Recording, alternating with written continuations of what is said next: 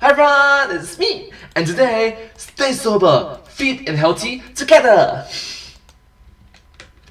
I am a person who drinks. People who drink need to keep drinking. Sure, you say that now, but after today's episode, you might want to rethink that policy.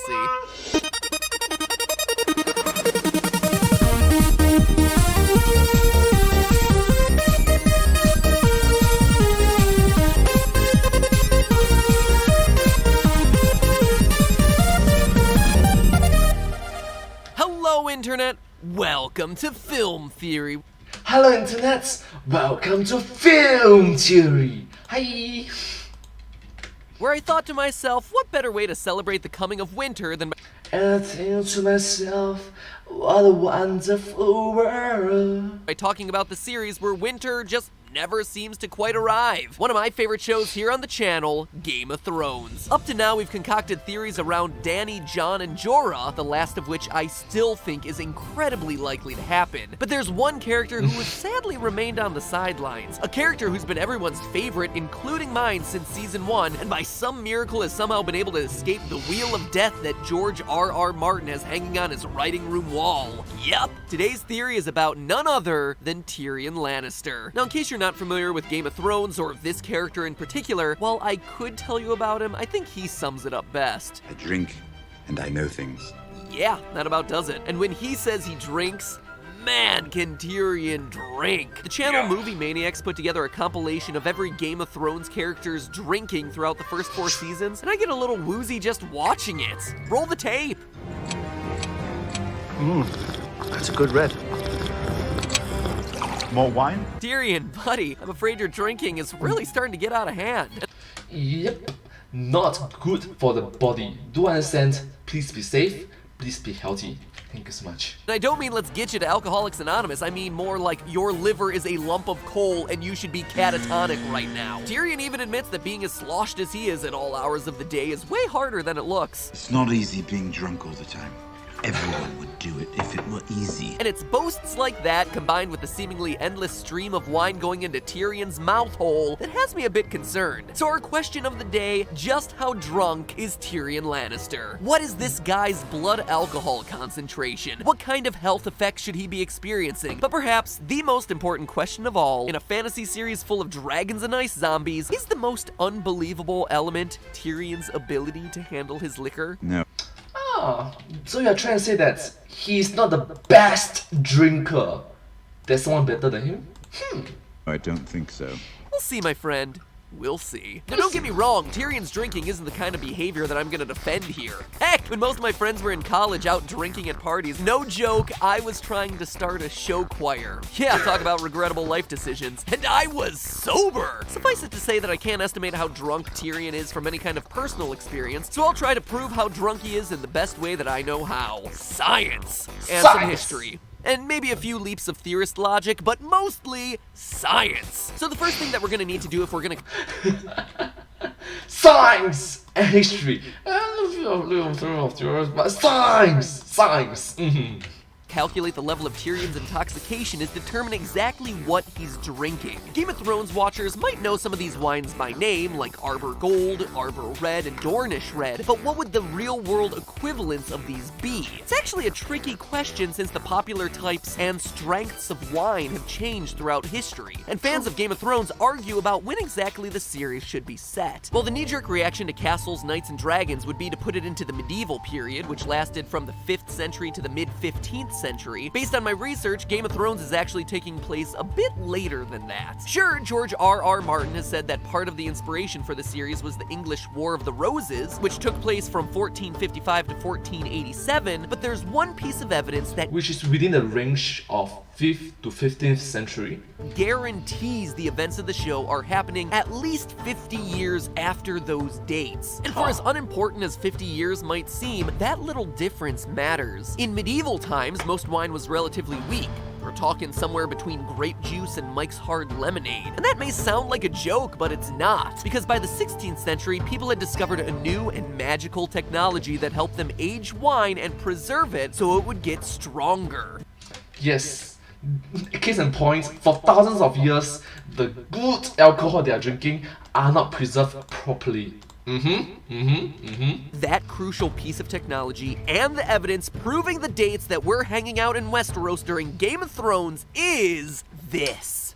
Yep, a cork. In Season 1, the wine merchant who tries to poison Daenerys pulls a cork out of the cask and talks about the need to, quote, let the wine breathe. So clearly, Westeros is hip to the newfangled cork trend. That moment, coupled with their advanced understanding of medicine, large cities with standing armies, and global trading system, points to the series taking place during the post-Columbian exchange of the 16th and 17th centuries. Sorry, I just gotta laugh in moments like this, since in order to calculate something as ridiculous as how drunk a fictional character is, we're forced to explore the history of global trade and the evolution of cork-based technology. That's why I love my job. Anyway, what does any of this mean for our theory? Well, it tells us that royalty like Tyrion Lannister would likely be drinking wines that are aged or fortified, i.e. the really strong stuff.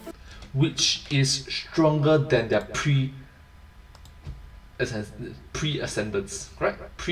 His ancestors, right?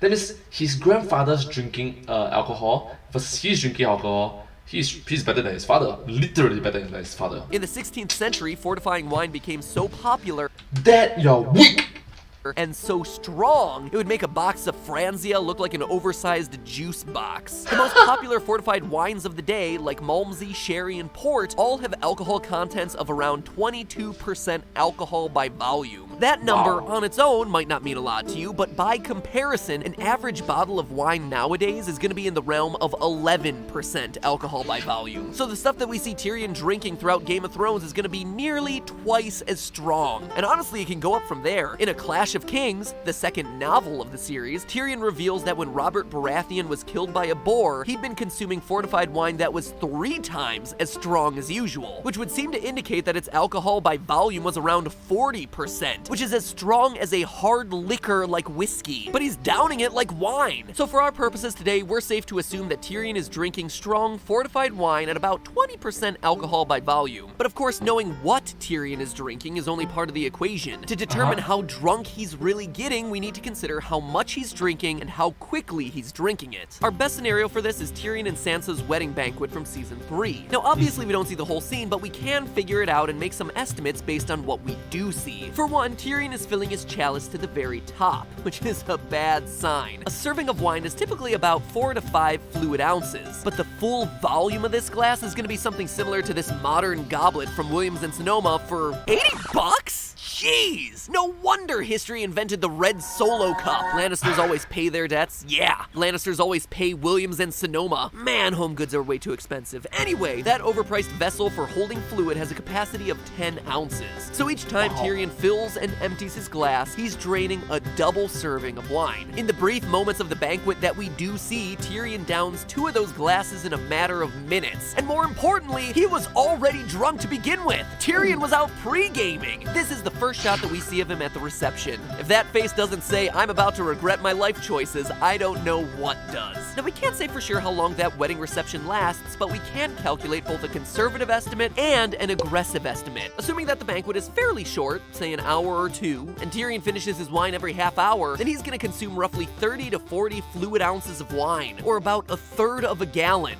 1.26 liters of alcohol. If he's drinking at the breakneck pace he seems to be, polishing off a glass every 15 minutes for upwards of 3 hours, then maybe he drinks as much as 100 ounces, just under 3/4 of a gallon, or for those on the metric system, just shy of 3 liters. That is a ton of alcohol. That's more than the amount of Diet Coke that I drink every day. And whether you're talking about the conservative estimate or the aggressive estimate, either way, it ain't gonna be pretty. But before we address that and determine the medical consequences of Tyrion's beverage of choice, there's one last factor that we have to take into account: Tyrion's weight. Alcohol tends to affect people proportionately based on their size. So while Tyrion might be able to drink as much as the Mountain, his blood alcohol concentration is gonna be a lot higher than that of someone who weighs 400 pounds. Peter Dinklage, the actor who plays Tyrion Lannister, stands at 4 feet 5 inches tall and is estimated to weigh anywhere between 88 and 112 pounds. And honestly, with as much fizzy lifting drink that Tyrion is pumping into his body, a few pounds in either direction isn't going to make that much of a difference, so let's call him 100 pounds or 35.35 kilograms. So knowing that, let's go back to our do remember that it's just estimates, a right? conservative number. If a man of Tyrion's size drinks roughly 6 glasses of strong fortified wine in the space of about 2 hours, that person's peak blood alcohol concentration is going to be somewhere between, drumroll please, 0.30 and 0.35%. Huh. Well, damn. I kind of expected that to be a more climactic moment. But No. What does this number means? Is it too high or is it too low? I guess it's really hard to get hyped when every number that you're possibly going to be talking about is going to be less than 1. Because let me impress this upon you, dear viewer. 0.3 and 0.35 are huge numbers when it comes to blood alcohol concentration. Let me try to explain to you how scary these numbers are, even if the numbers themselves don't seem all that scary. Well, first take into account that blood alcohol concentration measures how many grams of alcohol are in every 100 milliliters of your blood. So having 0.3 grams of alcohol in every 100 milliliters of your blood is a lot of alcohol relative to the amount of blood that you have pumping through your veins. I mean, any of you watching who've passed driver's ed should know that the legal limit to drive in the US is 0.08%, which surprisingly is one of the highest limits of any country. Most others are hanging in the 0.05 range, and that means that Tyrion is at least 4 times as drunk as someone who would be considered a drunk driver in the US in this scene. In fact, I'm kinda limited by how much I can impress upon you how crazy these numbers are. If you really want to see the world through Tyrion's eyes at that level of intoxication, there's actually a link in the description to a website that I helped work on in partnership with the National Highway Traffic Safety Administration that Keep safe, be healthy, be strong. Thank you so much for being fit. simulates going through a night getting progressively more impaired. It's actually really cool and gives you a better perspective at what these numbers translate to. I'll be talking more about that at the end of the video, but for now, remember that this 0.3 BAC is a conservative estimate, and it's already a huge number. And already that alone comes with some intense health risks. Impaired breathing, impaired heart rate, lapses in consciousness, even a low possibility of death. And honestly, the evidence from the show supports our calculation. Increase heart rate, which thus you can get people to get agitated. That's why fights, brawls, all these things involved is quite commonplaces in comparison to places like the library. After the wedding banquet, when Tyrion and Sansa go off to their bedchamber, Tyrion refuses to consummate the marriage if Sansa doesn't want to. He then takes one last swig of wine and passes out cold. That instance of sudden onset unconsciousness, which is played largely to lighten up a very heavy scene, is actually something that occurs when BAC levels reach about 0.30. If now we switch over to our aggressive estimate and say that Tyrion had been drinking more than that, at a rate closer to what we see in the scenes that the show does put on screen, then Tyrion's blood alcohol concentration skyrockets to a whopping 0.84. Again, the number on its own might not seem impressive, but think about this. That number shouldn't physically be possible. For most people, a blood alcohol concentration of 0.45 leads to shutdown of automatic bodily functions. You know, the little things, like breathing and getting your heart to beat on its own. Yep, the things that makes you alive. Tyrion's BAC at his wedding is nearly double that. And that's just one instance. How about when Tyrion emerges from the crate Varys was smuggling him in at the beginning of season 5? He starts chugging wine, then gives the old boot and rally. Varys says that he'd been drinking the entire time on the ship, so who knows how drunk Tyrion is at this point. The bottom line is that drinking the way Tyrion does is extraordinarily dangerous, especially for someone of his size. The numbers don't lie. Based on the volume of wine he's guzzling and the speed with which he drinks it, Tyrion should have been the first character to die in season 1. But wait, saying those slightly inebriated viewers watching this during their weekend frat party, if Tyrion's been drinking this heavily for this long, wouldn't that mean that he's got like really good tolerance? Wouldn't that mean that he could survive drinking much more than a normal person? And honestly, that's a really good question. It's actually one I had myself as I worked on this script. But believe it or not, that's not how tolerance works. Alcohol tolerance is definitely a thing, but it has much more to do with how inebriation affects someone externally rather than internally. Someone with a lot of experience drinking might be able to stay balanced and not slur their speech with higher BACs, but on the inside, they'll be just as drunk as the novice drinker who's had the same amount. So, like, even if you get drunk, you can control yourself significantly better than individuals that do not have experiences. Yeah, something like that. Alcohol tolerance doesn't affect your blood alcohol concentration, and that's the toxicity that causes those pesky problems like cardiac arrest, breathing issues, and early death. Are there anecdotal instances of people with extraordinarily high blood alcohol concentrations living? Sure! There was this one guy who stole a vehicle full of sheep in South Africa and was recorded with an unimaginable BAC of 1.6%. Not 0.16%, 1.6%, aka 20 times the legal driving limit. That person had to have been a genetic anomaly. I'm sure Professor X is reaching out to the guy as we speak. But in general, tolerance doesn't determine your BAC. It just determines how long you can stay conscious enough to get your BAC even higher. But surely with how smart and high-functioning Tyrion always seems to be in crucial moments of the show, we can at least say that he holds his liquor better than anyone else. Let's give that to the man at least, right? Of course, of course. Well, not so fast. Tyrion actually isn't the most impressive drinker in the Game of Thrones universe. In fact, he's not even the best drinker in his family. That title belongs to the Queen of Mean herself, Cersei Lannister. Wow. Why? Well, consider the Season 2 episode about the Battle of Blackwater. While Tyrion is leading the defense of King's Landing, Cersei is hiding away in the Holdfast, getting Dean Martin levels of drunk. Like we did with Tyrion, we can perform similar calculations on this episode with similar assumptions, but with one big change. Cersei is a woman. Cersei is actually going to have a higher blood alcohol concentration than Tyrion if they both drink the same amount. Why? Well, generally speaking, women have a higher proportion of their body weight as fat. Sorry, no shame, it's just a fact. Yeah. So no shaming, it's just fact. There will be more fats in females than in males. That is just pure fact. Right? No fat shaming, it's just pure fact. And fat has a very low water content compared to muscle. The water in muscle tissue helps dilute alcohol in the bloodstream more, thereby creating a lower blood alcohol concentration. So when we account for all of Cersei's drinking, the time elapsed, her gender, her weight, all that good stuff, we get a peak blood alcohol concentration of 0.63. Sure, it's not quite as high as the highest possible calculation that we got for Tyrion, but there are two things to consider here. One, this is still a BAC that would kill most people. And two, compared to Tyrion, Cersei handles this level of drunkenness like a champ. When Tyrion gets this drunk, he wipes his mouth on a tablecloth and passes out in front of his bride. When Cersei gets this drunk, she tries to comfort her son and tell him stories while the city around her collapses. I mean, sure, she says some really awful things to Sansa in these scenes, but Cersei says terrible things when she's sober, so I don't think that really counts. Every breath you draw in my presence annoys me. So Tyrion might get the award for drunkest in the family, but the overall best drinker is Best drinker, that means someone that can control their movements, control their speech, control their image towards other people, even when they are drunk, is undeniably Cersei. Damn it, just another crown that she ripped off of someone's head. But hey, that's just a theory. A film theory. And wait right there, because I want to talk about this really cool website that I worked on. So full disclosure, this is an episode I've had kicking around on my to-do list for a while now, and then NHTSA, the National Highway Traffic Safety Administration, came a knocking, wanting to partner with Film Theory, and it was like the fates had aligned. That seems awfully random, you say skeptically. Why would they want to partner with Film Theory? Well, one, because we're super cool, duh. But two, because we specialize in translating complicated educational concepts into fun videos that most people can understand. keep it educational and entertainment. Edutainment!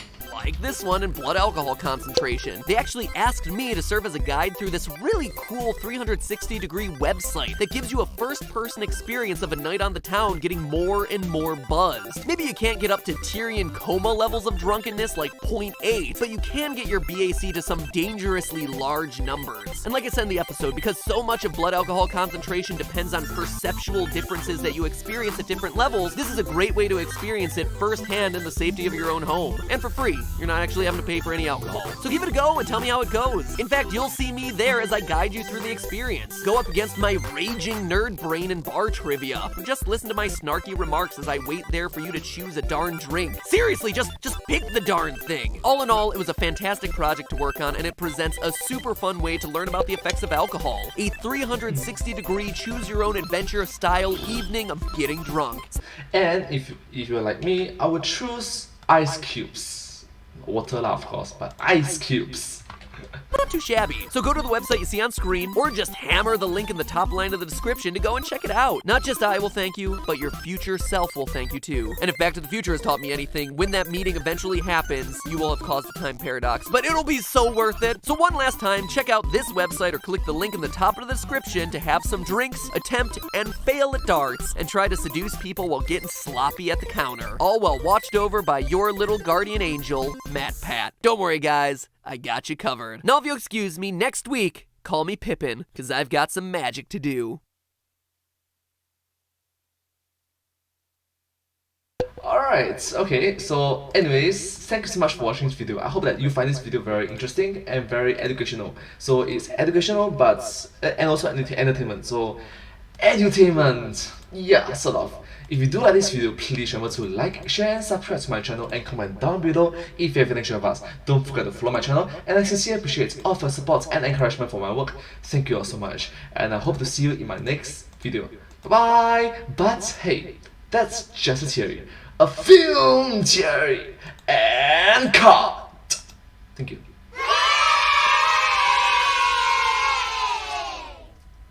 Don't forget to subscribe. Thank you so much. Thank you!